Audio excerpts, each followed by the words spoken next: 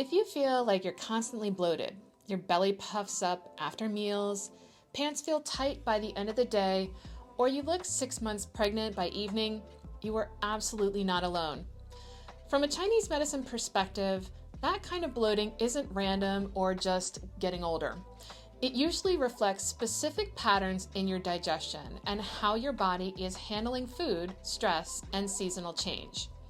Today, I want to share a simple Chinese medicine lens on bloating, especially as we move into spring, and give you a few practical ideas you can start using right away.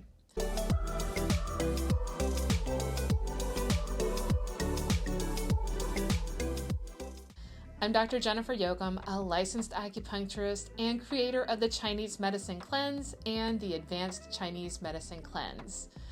My work focuses on helping people improve their digestion, energy, and relationship with food using Chinese medicine and modern nutrition in a very realistic, gentle way.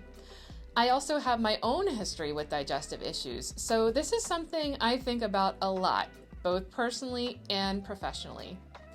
In Chinese medicine, digestion is centered around what we call the spleen and stomach systems. You can think of them as your inner cooker that transforms food into usable energy, also known as qi, and the system that lifts and moves things in the right direction. When that system is strong, you eat and feel pleasantly full, not stuffed, have regular easy bowel movements, and feel steady energy afterward. When it's struggling, you might notice bloating and distension after meals, loose stools or a tendency toward diarrhea, or heaviness, brain fog, or fatigue after eating.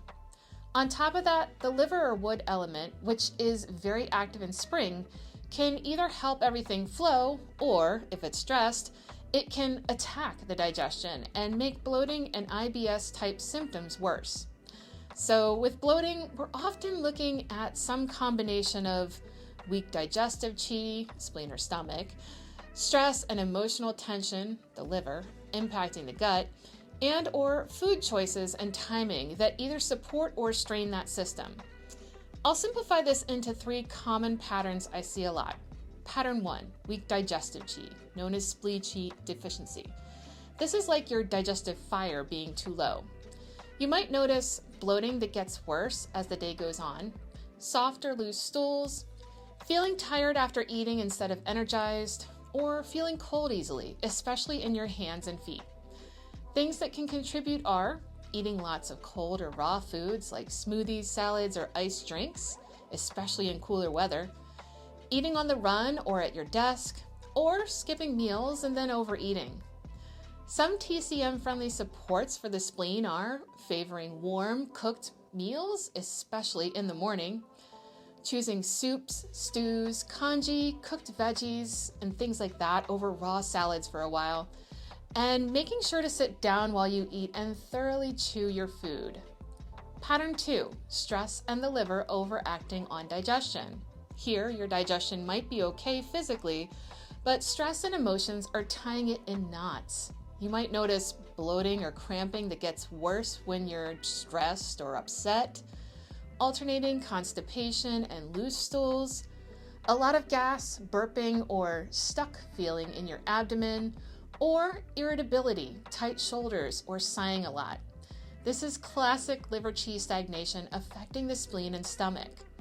Things that can help include gentle daily movement, so things like walking, stretching, yoga, and other things like that to move qi, taking a few slower, deep breaths before you eat and get out of fight and flight, or creating small outlets for frustration or pent-up feelings like journaling, talking to someone you trust, and practicing holding your boundaries, whether small or large.